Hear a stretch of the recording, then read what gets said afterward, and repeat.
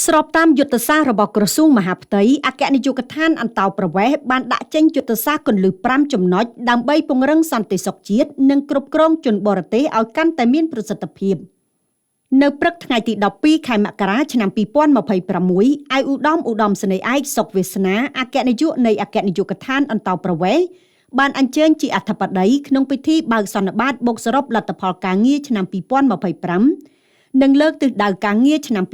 2026ដោយមានការចូលរួមពីតំណាងក្រសួងមហាផ្ទៃអគ្គនាយកដ្ឋាននគរបាលជាតិនិងរដ្ឋបាលរាជធានីខេត្តជាច្រើនរូបក្នុងឱកាសនោះឯកឧត្តមអគ្គនាយកបានវាយតម្លៃខ្ពស់ចំពោះកិច្ចខិតខំប្រឹងប្រែងរបស់មន្ត្រីគ្រប់ជាន់ថ្នាក់ដែលបានបំពេញតួនាទីជាសេនាធិការយ៉ាងសកម្មជូនក្រសួងមហាផ្ទៃក្រោមការដឹកនាំរបស់ឯកឧត្តមអភិសន្តិបណ្ឌិតសសុខាឧបនាយករដ្ឋមន្ត្រីក្រសួងមហាផ្ទៃសមិទ្ធផលសំខាន់ៗរួមមានការគ្រប់គ្រងសន្តិសុខពង្រឹងការត្រួតពិនិត្យការចេញចូលប្រទេសនិងគ្រប់គ្រងវត្តមានជនបរទេសហត្ថពលករនិងជនភៀសខ្លួនបានយ៉ាងល្អប្រសើរការបង្ក្រាបបទល្មើសស្រាវជ្រាវនិងចាត់វិធានការយ៉ាងម៉ឺងម៉ាត់លើឧក្រិដ្ឋជនបរទេសដែលលាក់ខ្លួននិងជនបរទេសស្នាក់នៅធ្វើការខុសច្បាប់គំណែទម្រង់ច្បាប់រៀបចំសេចក្តីព្រាងច្បាប់ស្តីពីអន្តោប្រវេសន៍ថ្មីនិងលិខិតបទដ្ឋានគតិយុត្តនានាដើម្បីឲ្យស្របតាមការវិវត្តនៃសង្គមជាតិ Digital នូបនីយកម្មកសាងប្រព័ន្ធបច្ចេកវិទ្យាទំនើបដើម្បីបង្កើនភាពងាយស្រួល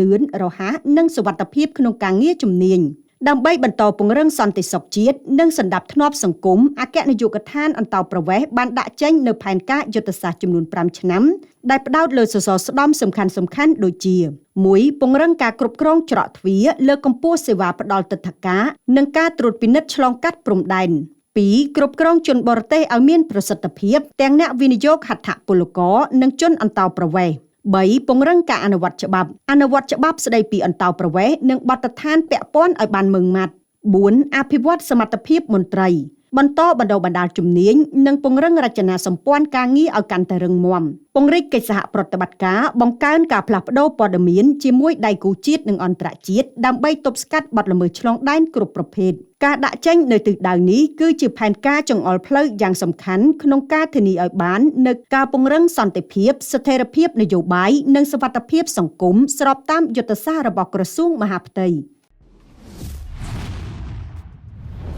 ត្រយងនាំសារពិតគ្រប់ទីកន្លែង